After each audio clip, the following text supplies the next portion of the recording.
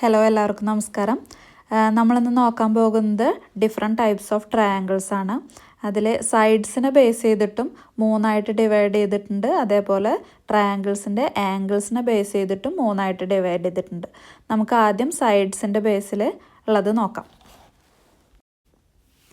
ആദ്യത്തേതാണ് equilateral triangle അഥവാ സമഭുജ ത്രികോണം.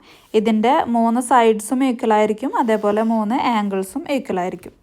രണ്ടാമത്തേത് ഐസോസെലസ് ട്രയാങ്കിൾ അഥവാ സമപാർശ്വ ത്രികോണം. ഇതിൻ്റെ 2 സൈഡ്സ് ഈക്വലായിരിക്കും, അതേപോലെ 2 ആംഗിൾസും ഈക്വലായിരിക്കും. മൂന്നാമത്തേത് സ്കെയിലൈൻ ട്രയാങ്കിൾ അഥവാ വിഷമഭുജ ത്രികോണം. ഇതിൻ്റെ 3 സൈഡ്സും ഡിഫറൻ്റ് ആയിരിക്കും, അതേപോലെ 3 ആംഗിളുകളും ഡിഫറൻ്റ് ആയിരിക്കും. ഇനി നമുക്ക് ആംഗിൾസിനെ ബേസ് ചെയ്തിട്ടുള്ളത് നോക്കാം.